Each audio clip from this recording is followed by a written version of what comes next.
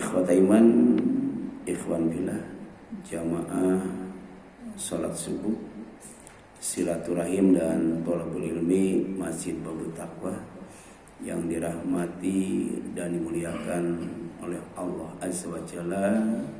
Puji dan syukur kita panjatkan kepadanya yang masih membangunkan kita setelah menidurkan kita. Kita tidak tahu untuk keberapa kalinya. Yang jelas itu bagian daripada rububiyatullah. Allah itu adalah Rabb manusia yang menghidupkan, yang mematikan, yang menidurkan, yang membangunkan, kemudian yang mengayakkan, yang mencukupkan, bahkan yang bikin kita tertawa dan bikin kita menangis. Itu adalah Allah Azza wa Jalla. Tema kita pada subuh pagi ini adalah penguasa zalim, yang mati mengenaskan dengan tubuh membusuk karena penyakit. Jadi sepanjang sejarah sampai hari kiamat itu ada penguasa zalim yang mati mengenaskan. Dengan apa? Dengan tubuh membusuk karena penyakit. Penyakit apa? Penyakit kulit diantaranya. Karena kesombongannya. Tapi karena kebohongannya juga itu diancam dengan neraka yang bikin kulit itu sakit. Namanya neraka sakor ya. Jadi neraka sakor itu khusus untuk para pembohong, orang yang mendustakan kebenaran. Contohnya Walid bin Mughirah, itu diancam dengan neraka sakor, neraka yang membakar kulit. Jadi membuat kulit itu sakit luar biasa. Kenapa? Karena dibakar. Tapi di dunia itu ada juga pemimpin yang zalim, penguasa yang zalim, yang mati mengenaskan dengan tubuh membusuk karena penyakit, diantaranya penyakit kulit. Ada 3 macam penyakit yang ditimpakan Allah kepada manusia. Jadi penyakit apapun namanya, itu ada 3 macam yang ditimpakan Allah kepada manusia. Pertama, penyakit sebagai ujian keimanan dan kesabaran. Allah hendak menguji hambanya, seberapa tebal keimanannya, kemudian seberapa tegar kesabarannya, dengan penyakit, seperti yang diderita oleh Nabi Ayub alaihissalam. Jadi tidak ada penyakit yang melebihi parahnya penyakit Nabi Ayub. Diuji oleh Allah dengan perantaraan syaitan. Ini karena kesabarannya, kemudian karena syukurnya yang luar biasa, kemudian diuji dengan apa? Hartanya dihabiskan, itu dimusnahkan.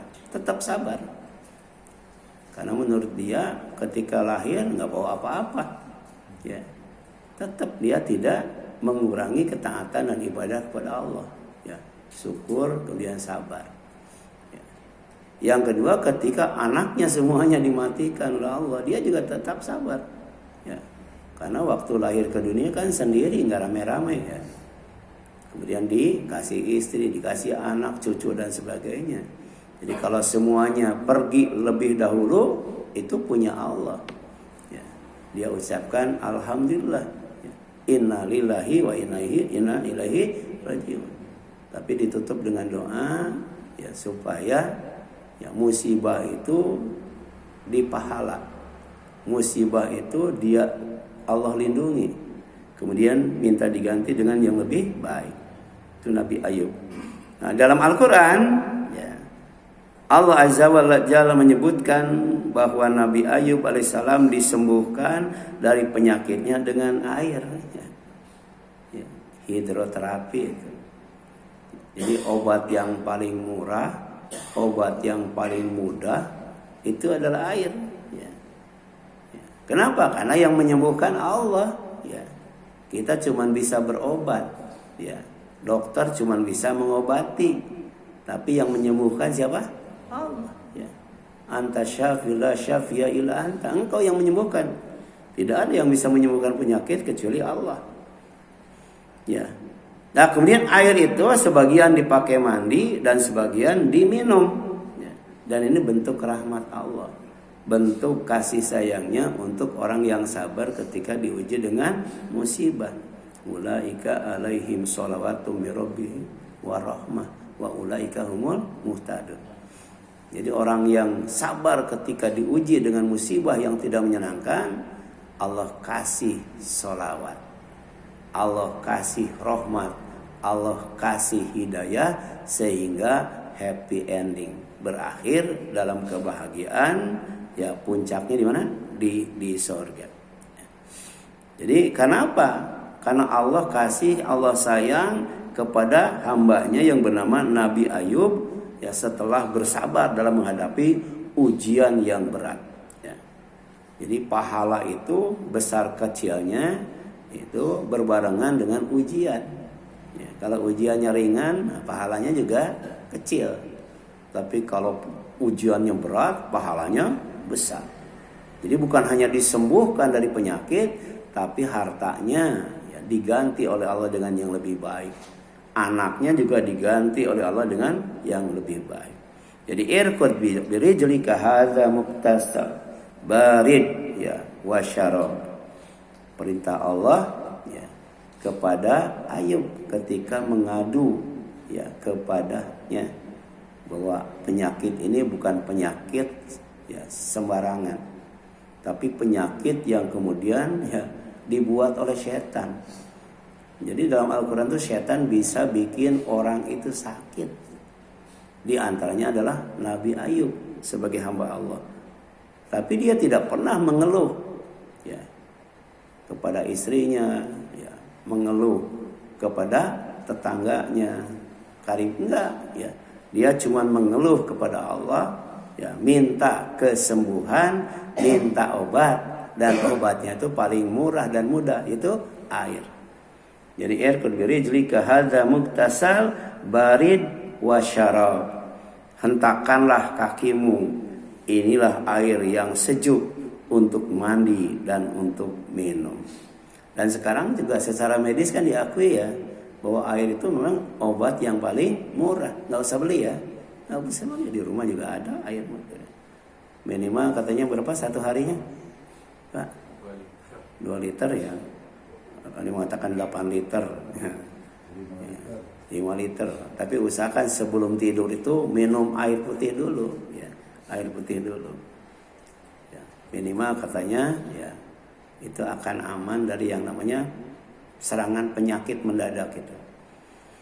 Kemudian kedua, penyakit sebagai peringatan ada tuh. Ya, orang sakit itu karena diingatkan oleh Allah. Ya, dari apa? Dari kecerobohan, dari kebodohan, dari kelalaian. Ya, sudah tahu diabetes, makan apa? Makannya tuh manis-manis melulu ya.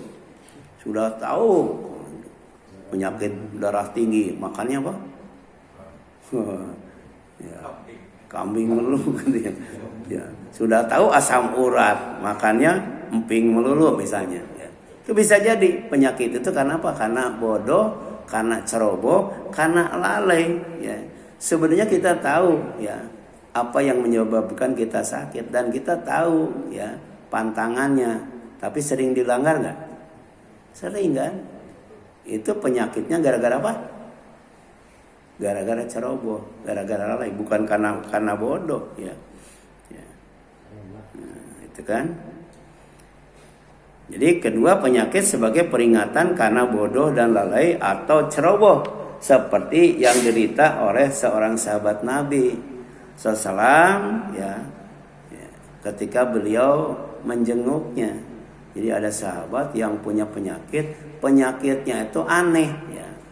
Ya, jadi Nabi tidak pernah menemukan penyakit ya, seperti itu, ya, penyakit separah itu, ya.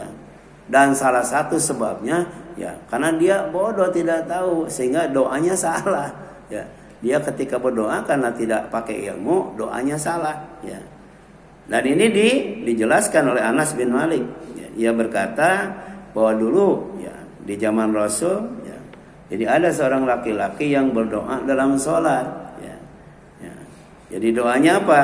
Allahumma inni as'aluka ya Allah, sungguhnya aku memohon kepadamu antu ajila li ukubati fi dunia, agar engkau menyelenggarakan siksamu untukku di dunia. Tuh kan? Salah kan? Ya Allah, ya, segerakan ya siksa untukku, jangan di akhirat, di dunia aja katanya ya. Jadi madamat tu'aqibuni biha fil akhirat, selama engkau akan mengadabku di akhirat. Jadi kalau aku berbuat dosa, aku berbuat maksiat, kalau bisa disiksanya jangan nanti, sekarang aja, kan gitu ya. Itu doanya seperti itu. Dan itu doa yang ceroboh ya, doa yang lalai. Bahkan itu doa ya yang menunjukkan kebodohan ya tentang hakikat doa itu sendiri ya. Jadi kalau berdoa itu diperintahkan untuk yang baik-baik gitu kan. Seperti di majelis takziah kan, itu ada orang yang teriak-teriak, meratap, berdoa kejelekan. Kata Rasul, jangan berdoa kecuali yang baik-baik doanya itu, jangan yang jelek-jelek. Kenapa? Karena ada malaikat yang mengaminkan doa kamu. Kemudian faqala Rasulullah sallallahu alaihi wasallam, Rasul menasihati ya, seraya berkata subhanallah ya. Jadi kalau ada orang melakukan kesalahan, orang melakukan kekeliruan, ucapkan subhanallah. Subhanallah. Ya. Kalau orang itu ternyata melakukan kebaikan, ibadah, ya kita ucapkan masya Allah. Tapi kalau dia maksiat, melakukan kesyirikan, subhanallah. Termasuk dia berdoa, tapi doanya salah. Subhanallah. La tastati uha. Kamu tidak akan sanggup itu menghadapi penyakit ini ya. Aula tuti uha, atau engkau tidak kuat menerimanya ya. Jadi dia minta azab di akhirat itu di mana? Diimpor ke dunia tuh ya. Enggak bakal kuat ya, enggak bakal kuat. Afala qulta, kenapa engkau tidak berdoa seperti ini? Ini bagi orang yang mau berdoa khusus tapi enggak tahu doanya apa. Maka ada doa yang bisa mengcover semua doa, semua keinginan dan kebutuhan kita. Karena di dalamnya mencakup hasanah, kebaikan yang dibutuhkan dan diinginkan oleh manusia. Bahkan ditutup dengan waqina adzabana. Bukan hanya dapat kebaikan, tapi juga ya, tidak ya mendapatkan keburukan, yaitu siksa neraka. Rabbana atina fid dunya hasanah wa fil akhirati hasanah wa qina adzabannar ya. Ini bisa ya. Jadi kalau kita ada kebutuhan atau keinginan, minta kepada Allah, tapi kita tidak tahu redaksinya, baca ini aja karena Allah Maha tahu. Dan semua yang kita inginkan, kita butuhkan itu ada dalam kalimat hasanah ya, hasanah ya. Kemudian wahai Allah Tuhan kami, berilah kami kebaikan di dunia dan kebaikan di akhirat, dan peliharalah kami dari siksa neraka. Ini doa yang paling singkat, disebut doa sapu jagat ya. Saya terkesan itu ada lagu Sunda itu, lagu Sunda. Nah, syairnya tuh menarik banget, cocok dengan keadaan sekarang ini. Orang sekarang itu maksiatnya berjamaah katanya. Itu judul lagunya sapu jagat, sapu jagat. Ya, jadi orang benar katanya dianggap liur. Ya, sementara orang yang nggak benar dianggap cager kan gitu ya. Itu bahasa Sundanya gitu ya. Jadi orang melakukan maksiat ya sekarang itu berjamaah, bukan sendiri-sendiri kan. Gitu. Ini hadis riwayat Bukhari nomor 638 ya, Muslim nomor 2688 ya. Jadi kalau kita baca hadis itu riwayat Muslim, baru ketemu hadis ini ya di nomor berapa? 2688. Kalau kita baca hadis Bukhari baru ketemu pada nomor 638. Ya. Gitu. Kalau sekarang nggak usah buka kitab ya, tinggal buka aja ya. Sahih Bukhari, kemudian cari hadis nomor sekian, keluar itu ya. Nggak usah buka-buka kitab ya. Kemudian ketiga, ada penyakit sebagai siksaan atau azab dari Allah. Kenapa? Karena kezaliman ya. Seperti yang dialami oleh Abraha ya. Yang dilempari batu dari neraka. Jadi batunya itu batu dari neraka itu oleh burung ababil. Seluruh tubuhnya bolong-bolong seperti daun dimakan ulat. Diabadikan dalam surat Al-Fil itu ya. Faja'alahum ka'asfim ma'kul ya. Begitu kena batu ya, di luarnya nggak apa-apa, tapi dari dalam tuh digerogotin sampai bolong-bolong gitu ya. Kulitnya itu bolong itu, kelihatan jantungnya itu ya. Ini kira-kira penyakit apa ya sampai bisa bikin bolong itu dari dalam tuh, digerogotin itu, padahal ditimpuknya dari luar ya gitu. Dulu daerah mana itu ada batu ya, semacam meteor atau apa ya, masuk ke kandang kuda itu ya, kemudian kena ke kudanya mati, di luarnya nggak apa-apa, tapi ketika dibedah dalamnya tuh hancur itu ya. Itu batu dari neraka ya. Jadi ada neraka yang mengoyak-ngoyak kulit, la tubqi wala tazar lawahatul lil bashar ya, tidak meninggalkan dan tidak menyisakan ya, membakar yang namanya kulit manusia. Jadi nanti pulang dari sini ya, itu nyalain obat nyamuk, tempelin itu di kulit ya. Kalau kuat 1 menit udah ya, berarti nggak apa-apa ya, masuk neraka sakor juga nggak apa-apa. Tapi kira-kira kuat berapa menit ya, tempelin ke kulit itu? 1 detik ya udah ya. Itu dibakar kulitnya, bukan dagingnya ya, bukan tulangnya, kulitnya doang yang dibakar. Bagi kadzab ya, orang yang suka bohong ya, mengingkari hatinya ya. Dan di antara pemimpin zalim yang mati mengenaskan dengan tubuh membusuk, pertama siapa? Fir'aun ya. Ini Fir'aun itu dalam Al-Quran disebut sebanyak 70 kali itu ya. Kenyang kita baca kisah Fir'aun di dalam Al-Quran itu ya. Itu Fir'aun di zaman Nabi Musa, namanya Ramses II atau Merneptah ya, Raja Mesir, hidup di zaman Nabi Musa alaihissalam. Jadi Fir'aun itu banyak ya. Kemudian dengan aku dan sombong dia berkata, ana rabbukumul a'la, aku tuh Tuhan kalian yang paling tinggi. Karena setelah bikin bangunan ya, yang paling tinggi dulu ada arsiteknya ya, kata Musa ya, Tuhan dia tuh ada di langit. Dia bikin tuh bangunan pencakar langit, nggak ada katanya. Si Musa tuh bohong banget. Akhirnya dia memproklamirkan dirinya sebagai ana rabbukumul a'la. Maka Allah menenggelamkannya di Laut Merah ya. Setelah mati tubuhnya diawetkan oleh air asin ya. Jadi alat untuk mengawetkan itu air asin ya. Kemudian dicampur lumpur ya. Kan lihat ya, jasadnya itu seperti itu. Jadi ada air asin, ada kemudian lumpur, sehingga membusuk dari dalam ya. Jadi tubuhnya mengeluarkan bau menyengat hingga bangsa Mesir menyembunyikannya sebelum akhirnya ditemukan kembali sebagai mumi ya.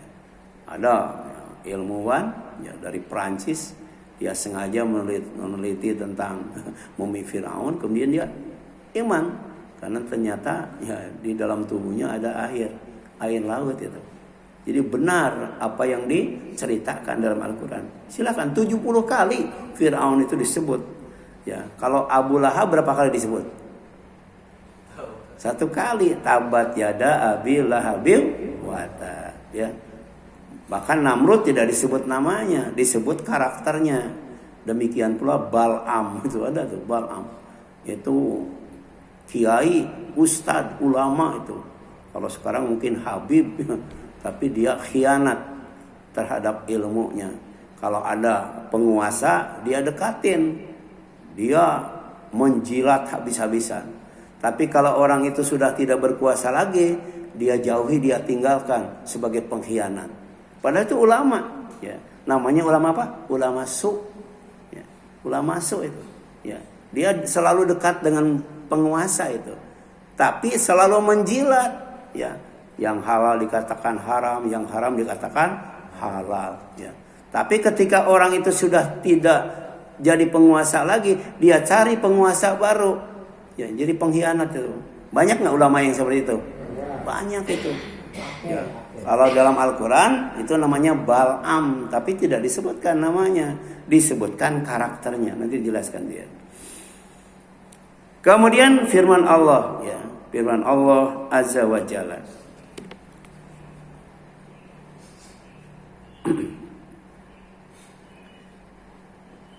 Fal yauma, pada hari ini, nunajjika, kami selamatkan kamu. Ya, langsung gitu. Ya, Fir'aun diajak ngomong sama Allah. Bi badanika, ya, dengan badanmu. Jadi sampai sekarang itu badannya, tubuhnya, jasadnya masih ada itu. Litakuna liman khalfaka ayah, ya. Agar menjadi tanda bagi orang yang datang sesudahmu bahwa Allah itu Maha Kuasa, ya. Orang yang ngaku Tuhan dengan angkuh, sombong dan pongah, ternyata mati dengan air, ya. Jadi manusia itu jangankan dengan api, dengan air aja mati, ya. Gitu. Yang namanya angin tuh kan, ya. AC itu tidak berfungsi, kipas angin tidak berfungsi, tukang sate nganggur itu kalau nggak ada angin. Tapi bisa nggak angin itu membinasakan? Bisa. Ya, ada. Ya, dalam Al-Quran surat Al-Haqqah, ya, bangsa Arab kuno atau Arab tua yang sampai sekarang tidak ada turunannya, dibinasakan dengan angin yang sangat dingin yang berhembus 7 malam 8 hari, ya, sampai tidak ada yang tersisa tuh. Ya. Sekarang tidak ada keturunan Samud dan Ad itu. Yang kedua, ya, penguasa zalim yang mati mengenaskan dengan tubuh membusuk karena penyakit, namanya Namrud bin Kan'an itu, ya. Raja Babilonia, hidup di zaman Nabi Ibrahim alaihissalam, dengan angkuh dan sombong mengaku dirinya sebagai Tuhan yang bisa menghidupkan dan mematikan, kan? Nah, ketika berdebat dengan Nabi Ibrahim alaihissalam, dia berkata, ana uhyi wa umit, aku yang akan menghidupkan dan mematikan, ya. Kalau kita kan yakin yang menghidupkan dan mematikan itu Allah. Alhamdulillahilladzi ahyana ba'da ma amatana wa ilaihin nusyur, ya. Itu Al-Baqarah 258 itu. Tidak disebutkan namanya, tapi disebutkan kesombongannya. Siapa namanya? Namrud. Tapi kemudian kesombongannya itu, ya, merupakan penyebab Allah menghinakan dia, merendahkan dia. Allah kirimkan seekor nyamuk kecil masuk melalui lubang hidungnya, masuk ke otak dan hidup di dalamnya bertahun-tahun. Ada mengatakan 400 tahun tuh, ya, nyamuk bersarang di otak. Siapa? Namrud, ya, berkembang biak sampai sakitnya luar biasa bertahun-tahun, ya. Jadi untuk membinasakan manusia, Allah nggak usah ngirim nyamuk 1 kontainer, nggak usah. 1 ekor aja kena demam berdarah, ya, kena cikungunya, kena apa? Ada kaki gajah, ya. Itu kan dari nyamuk itu, dari nyamuk, ya. Jadi jangan macam-macam sama nyamuk. Padahal banyak nggak orang yang kaya dengan nyamuk? Ada hit, ada baygon, apa gitu, ya. Belum obat nyamuk bakar. Gitu. Ya. Ini bayangkan, bertahun-tahun disiksa dengan seekor nyamuk yang bersarang di otaknya lewat hidungnya. Pernah nggak kita waktu tidur tiba-tiba batuk, ya, itu bersihin, ya. Karena masuk itu. Ya, padahal nggak masuk ke dalam kan. Masuk mungkin dikorek-korek sampai kita terbangun kan. Susah banget itu. Ya. Sesakan ya. Sesakan ketika itu. Pernah mengalami nggak seperti itu? Ya. Waktu tidur enak masuk ke dalam itu. Ya, cuman tidak bersarang. Kalau Namrud itu bersarang di otaknya. Ya. Jadi riwayat menyebutkan Namrud memukul kepalanya sendiri karena tidak tahan dengan sakit. Dipukulnya itu bukan dengan tangan, dengan palu. Jadi panik dia, palu dipukulkan ke kepalanya. Ya. Ya. Untuk apa? Untuk meredakan sakitnya hingga kepalanya membusuk dan mengeluarkan bau busuk sebelum akhirnya mati secara mengenaskan. Ini peringatan. Ini pelajaran dan ini nasihat dari Allah. Ya. Dan kisah ini adalah bahwa kesombongan yang menantang Allah dibalas dengan kehinaan dari makhluk yang sangat kecil itu, sangat kecil. Ya. Dulu kan banyak film-film ya. Jadi yang namanya semut, ya, walaupun kecil kalau jutaan manusia mati juga kan, diserang sama semut kan. Ya. Ada juga kecoa, ya, kecoa bisa nyerang kan. Itu dari daerah mana Pak? Ada kecoa yang ganas. Kecoa di kita mah diinjak juga diam ya. Wah, tapi ada film ya waktu itu kecoa judulnya tuh. Itu nyerang orang itu, ganas itu kecoa itu. Ya. Ada juga tikus, tikus ganas juga tuh ada tikus ya. Jadi kalau Allah perintahkan serang manusia mati itu, mati. Apalagi lagi tidur, ya kaki 1000 masuk ke telinga udah tuh bisa jungkir balik gitu ya. Yang ketiga, ya, penguasa zalim yang mati mengenaskan dengan tubuh membusuk karena penyakit, yaitu penyakit kulit namanya Abu Lahab.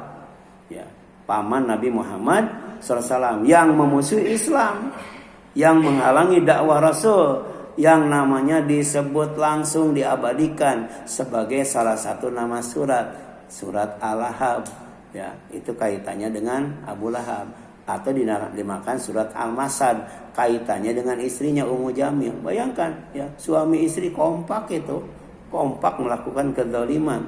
Ya, dengan apa? Dengan menghalangi Rasul untuk berdakwah, bahkan menebarkan ya duri-duri di sepanjang jalan di mana Rasul lewat. Tapi dikasih tahu oleh malaikat, Rasul tidak menginjaknya ya. Tabbat yada abi lahabim wa tab. Binasalah kedua tangan Abu Lahab dan sesungguhnya ia benar-benar binasa. Jadi tangan itu walaupun cuma 2, jarinya ada 10, tapi dampaknya luar biasa. Itu gedung-gedung pencakar langit, ya kemudian gunung-gunung yang habis dikeruk, itu kan ulah tangan manusia ya. Padahal tangannya cuma 2, ya. Kemudian jarinya ada 10, tapi buah tangan itu luar biasa, ya. Ya. Dan nanti tangan itu akan dijadikan apa? Dijadikan bicara oleh Allah, bisa bicara. Ya, mulut ditutup, bicara. Kemudian apa? Tangan bicara. Kemudian kulit jadi saksi. Kulit jadi saksi. Ini pelajaran buat kita. Itu ada tuh di YouTube atau di snack video tuh. Jadi ada namanya Dokter Tifa ya, menjelaskan hubungan antara kebohongan dan penyakit kulit tuh. Jadi ada orang yang penyakit kulitnya tuh parah banget gara-gara banyak bohong. Ya, tapi itu video AI ya. Bisa jadi yang ngomongnya bukan Dokter Tifa ya, tapi yang ditampilkan orang yang berpengaruh. Jadi hati-hati itu. Ya. Bisa jadi kebohongan itu menimbulkan penyakit kulit. Bukan hanya nanti di mana? Di neraka. Penyakit itu yang bikin sakit. Penyakit kulit yang bikin sakit kulit. Ya kalau di dunia bisa borok, bisa kanker, bisa tumor, bisa kusta. Tapi di neraka yang bikin sakit apa? Api itu. Ya. Contohnya Walid bin Mughirah. Itu calon neraka sakor itu. Yang tidak akan disisakan, tidak akan dibiarkan. Kulitnya dibakar habis itu. Sampai kemudian hangus. Tapi ketika itu diulang kembali. Ya, diutuhkan kembali, dibakar lagi. Nah Abu Lahab mati 7 hari setelah perang Badar. Kenapa? Karena penyakit kulit ya, busuk yang bernanah. Ya. Ada yang mengatakan karena kepalanya tuh dipukul oleh istri Hamzah. Tuh. Jadi istri Hamzah tuh marah sama Abu Lahab, kemudian dipukul kepalanya sampai kemudian nggak sembuh-sembuh, malah kemudian membusuk, mati. Jadi namanya adasa ya penyakitnya tuh. Ya, penyakit kulit busuk yang bernanah. Al-adasa, sejenis kanker kulit atau lepra ganas gitu. Banyak kan penyakit kulit itu ya. Tubuhnya membusuk, menyebarkan bau yang menyengat sehingga keluarganya enggan menyentuhnya dan dikuburkannya itu dengan cara dilempari batu sampai kemudian tubuhnya itu tertutup oleh batu. Itu keluarganya menghinakan dirinya, ya, apalagi Allah ya, Azza wa Jalla ya, itu. Dan sampai sekarang ya, kalau lewat kuburan Abu Lahab itu baunya luar biasa tuh. Seperti kuburan siapa? Mustafa Kemal Atatürk ya. Dia simpan di dalam gedung yang luas dan besar, tapi belum masuk ke dalamnya itu baunya sudah menyengat. Ini apa? Ini siksa, ini azab. Ya, azab dari Allah Azza wa Jalla atas kezalimannya, atas kekufurannya, atas kesombongannya, dan atas kebohongannya, suka nipu rakyat. Ya. Ibnu Katsir menjelaskan, tubuh Abu Lahab membusuk hingga keluarganya takut mendekat, mereka melemparinya dengan batu dari jauh hingga terkubur. Ya, baunya luar biasa. Dan Abu Lahab adalah contoh penguasa yang memerangi dakwah Nabi SAW, dibinasakan dengan kehinaan bahkan oleh keluarganya sendiri. Ya. Jadi hal jazaul ihsan ilal ihsan wa an laisa lil insani illa ma sa'a. Balasan yang baik itu ya baik juga balasannya. Tapi pada dasarnya manusia akan mendapatkan balasan sesuai dengan yang dilakukannya. Yang keempat, ya penguasa dolim yang mati mengenaskan dengan tubuh membusuk karena penyakit kulit adalah Bal'am bin Bawrok, ya, ahli kitab, seorang ulama yang mengkhianati ilmunya demi kekuasaan dan demi kesenangan dunia. Ya, jadi ada ulama itu tidak konsisten dengan ilmunya. Ya, jadi apa yang difatwakan bertentangan dengan ilmunya. Kenapa? Pertama demi dunia tuh, kesenangan, hawa nafsu. Yang kedua demi jabatan, demi kekuasaan. Ya, kisahnya diabadikan oleh Allah dalam Al-Quran surat Al-A'raf itu. Ayat 175 sampai 176. Fansalakha minha fa'atba'ahu syaitan fakana minal ghawin. Ya, nanti silakan buka. Lalu ia melepaskan diri dari ayat-ayat kami, maka syaitan menjadikan pengikutnya dan jadilah ia termasuk orang-orang yang sesat. Ya. Jadi kalau orang itu diikuti syaitan atau menjadi pengikut syaitan, akhirnya gawin, sesat itu. Ya, sesat. Ya. Kemudian dalam tafsir Ibnu Katsir, ia mati dalam kehinaan dan tubuhnya membusuk, lidahnya terjulur seperti anjing. Bayangkan, ya.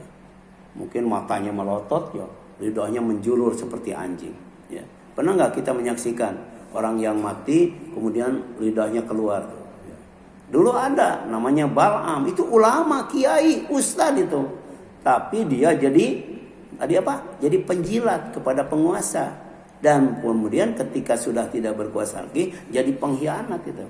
Walau syi'na la rafa'nahu biha, dan kalau kami menghendaki, niscaya kami tinggikan derajatnya dengan ayat-ayat itu. Jadi Al-Quran itu adalah karomah. Kalau kita mau mulia, jangan jauh dari Al-Quran. Al-Quran juga nikmat, ya, kesenangan, kenikmatan. Kalau mau hidup nikmat, dekati Al-Quran, baca Al-Quran, kaji Al-Quran, amalkan. Al-Quran juga dalam waktu yang sama rizkun karim, rizki yang mulia untuk mendapatkan kemuliaan dan kesenangan di sorga. Ya, tidak akan masuk sorga tanpa Al-Quran. Walakinnahu akhlada ilal ardi, tetapi si Bal'am itu, ya, ia cenderung kepada dunia, artinya diperbudak dunia. Dalam waktu yang sama, wattaba'a hawahu, dia mengikuti hawa nafsunya, diperbudak hawa nafsu, tidak mampu mengendalikannya. Padahal kalau mampu mengendalikan hawa nafsu dengan dasar takut kepada Allah, akan Allah kasih 4 surga, ya. Waliman khaufa maqama rabbi jannatan wa min dunihi ma jannatan wa bi ayyi ala rabbikuma Luar biasa tuh ya. Kemudian pamasaluhu kamatsalil kalbi ya. Maka perumpamannya itu seperti anjing ya. In tahmil alaihi yalhath autar tatrukuhu yalhath ya. Jika kamu menghalaunya dijulurkan lidahnya, dan jika kamu membiarkannya dijulurkan lidahnya pula. Jadi selalu menjulur tuh anjing itu ya. Ya. Jadi menjilat kan. Dan bahkan jilatan anjing itu najis ya. Kalau yang dijilat itu tempat yang berisi air untuk dikonsumsi, untuk minum atau bikin kuah itu. Itu harus dibuang. Kemudian dicuci 7 kali, pertamanya dengan tanah. Bayangkan, ada ulama yang diumpamakan seperti anjing. Karena kenapa? Kerjanya menjulurkan lidah aja terus. Tadi ya, orang akan mendapatkan balasan dari Allah sesuai dengan perbuatannya. Karena selamat hidupnya seperti anjing yang menjulurkan lidahnya terus, maka matinya pun seperti anjing. Tapi ada bonusnya apa? Kulitnya membusuk itu.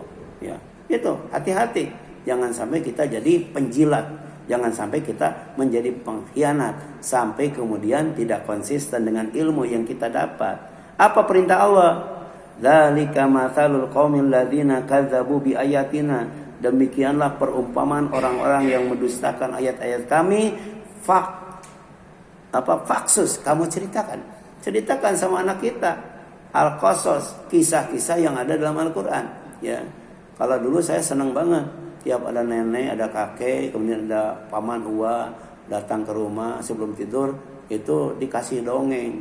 Tapi dongengnya tuh sekadang kuya, sekadang pecang. Kemudian apalagi tuh dongengnya tuh si kabayan tuh. Ya, baru bisa tidur. Harusnya jangan itu. Ya. Jadi sampaikan kisah-kisah yang ada dalam Al-Qur'an. Anak kita harus tahu siapa Fir'aun. Anak kita harus tahu siapa Namrud. Anak kita harus tahu siapa Abu Lahab. Anak kita juga harus tahu siapa Bal'am itu, ya.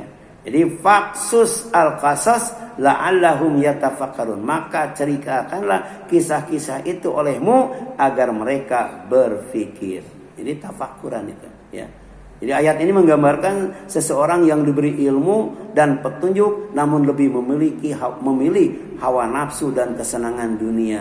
Jadi Allah mengumpamakannya seperti anjing yang selalu menjulurkan lidah, baik diusir maupun dibiarkan, menunjukkan kerendahan dan kehinaan orang yang menolak kebenaran setelah mengetahuinya.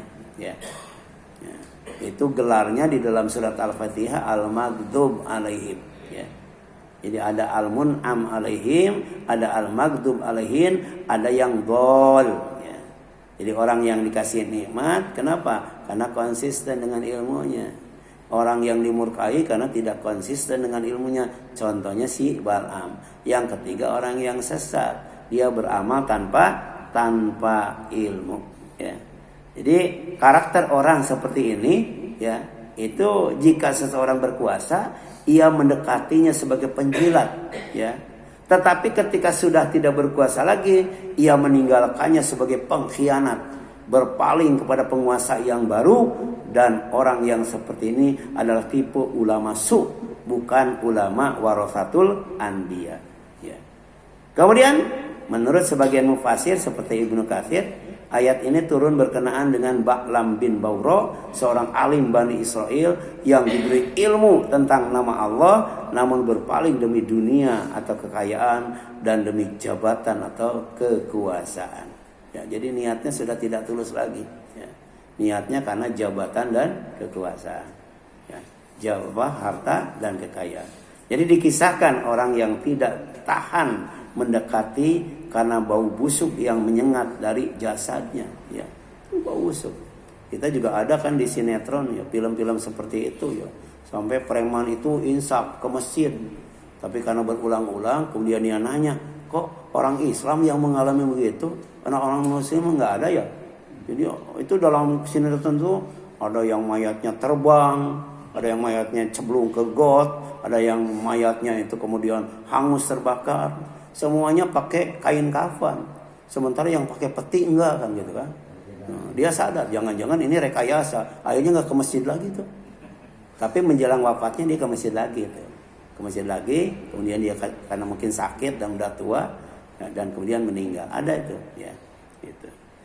Kemudian ya, pelajaran penting, ya, ilmu yang tidak diamalkan menjadi sebab kehinaan yang paling rendah. Tazkirah, ibroh, ya, dan mauidhah. Jadi pelajaran, peringatan dan nasihat dari semua kisah ini adalah semua tokoh di atas memiliki 3 kesamaan. Ya, pertama kesombongan dan pembangkangan terhadap Allah. Yang kedua kezaliman terhadap umat yang beriman, umat Islam dan para nabi Allah. Yang ketiga akhir hidup yang hina, tubuh mereka membusuk, bau menyengat dan ditinggalkan orang banyak. Makanya kata Allah, wala tahsabanallaha ghafilan amma ya'maludz zalimun. Jangan kamu sekali-kali punya anggapan, ya, mengira bahwa Allah lalai dari apa yang diperbuat oleh orang zalim. Jadi Allah tidak akan membiarkan orang zalim. Suatu saat akan dihinakan, direndahkan oleh Allah dengan azab yang sangat.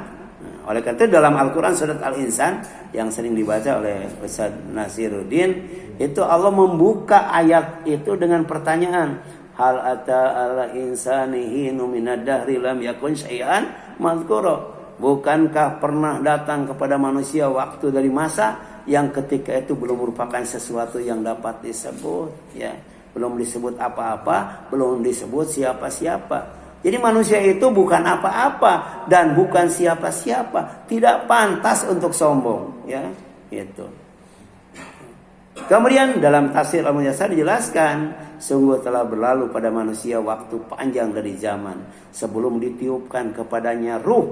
Ia bukan sesuatu yang disebut serta tidak dikenal jejak langkahnya. Belum ada jejak digitalnya tuh.